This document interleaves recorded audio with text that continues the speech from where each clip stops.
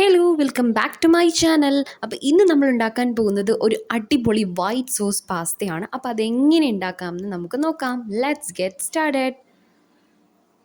ആദ്യമേ തന്നെ ഞാൻ ദുർമിൻ്റെ വീറ്റ് പെന്നെ പാസ്തയാണ് എടുത്തിരിക്കുന്നത്. ഇതെടുക്കുന്നതായിരിക്കും കുറച്ചും കൂടി നല്ലത്, കാരണം ഇതാണ് കുറച്ചും കൂടി ഹെൽത്തി ആയിട്ടുള്ളത് ആൻഡ് പ്രോട്ടീൻസ് ആൻഡ് ഫൈബേഴ്സ് ഇതിൽ അടങ്ങിയിട്ടുണ്ട്. അപ്പോൾ ആദ്യമേ നമുക്ക് ഈ പാസ്തയൊന്ന് വേവിക്കണം. അതിനുവേണ്ടി ഒരു പാത്രത്തിലേക്ക് ഞാൻ കുറച്ച് വെള്ളം ഒഴിച്ചിട്ടുണ്ട്. ഇനി ഇതിലേക്ക് നമുക്ക് നമ്മുടെ പാസ്ത ഇട്ട് കൊടുക്കാം. സോ പാസ്ത ഇട്ട് കൊടുത്തിട്ടുണ്ട്.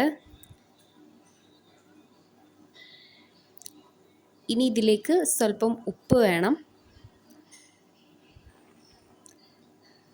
ഇനി നന്നായിട്ട് ബോയിൽ ചെയ്ത് കഴിയുമ്പോഴത്തേക്ക് നന്നായിട്ട് തിളച്ചൊന്ന് വന്നു കഴിയുമ്പോഴത്തേക്കും ഒരു 10 മിനിറ്റത്തോളം ഒന്ന് ബോയിൽ ചെയ്താൽ മതി. നന്നായിട്ട് തന്നെ കുക്കായിട്ട് വന്നിട്ടുണ്ട്. ഇനി നമുക്ക് ഇതിന് വേണ്ടിയിട്ടുള്ള വെജിറ്റബിൾസ് ഒന്ന് റെഡിയാക്കി എടുക്കണം. അതിനുവേണ്ടി ഞാൻ കുറച്ച് ബട്ടർ എടുത്തിട്ടുണ്ട്. ഇനി ഇതിലേക്ക് നമ്മുടെ വെളുത്തുള്ളി ഇട്ട് കൊടുക്കാം. വെളുത്തുള്ളിയോട് നല്ലൊരു ബ്രൗൺ കളർ ആകുമ്പോഴത്തേക്കും നമുക്ക് നമ്മുടെ സവോള ഇട്ട് കൊടുക്കാം. സവോളയും ഒരു ബ്രൗൺ കളർ ആകുന്നവരെയും നമ്മളൊന്ന് വഴറ്റി കൊടുത്താൽ മതി. ഇനി ഇതിലേക്ക് ക്യാരറ്റ് ഇട്ട് കൊടുക്കാം.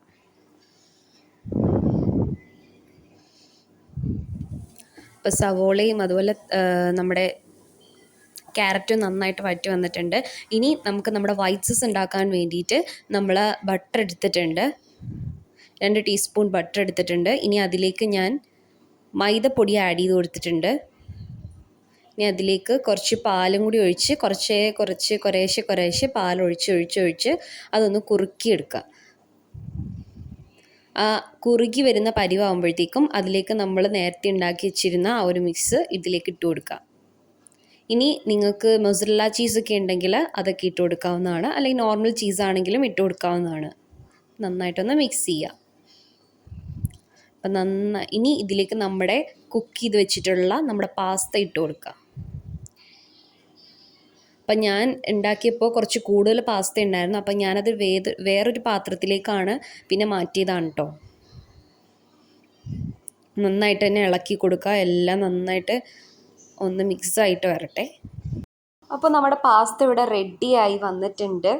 അടിപൊളിയായിട്ട് കിട്ടിയിട്ടുണ്ട്. നല്ല ടേസ്റ്റാണ് കേട്ടോ. അപ്പം നിങ്ങൾ ഇതൊന്ന് ട്രൈ ചെയ്ത് നോക്കണം. എന്നിട്ട് നിങ്ങളുടെ കമൻറ്റ്സ്, നിങ്ങളുടെ ഫീഡ്ബാക്സൊക്കെ കമൻറ്റ് ബോക്സിൽ അറിയിക്കണേ. Thank you.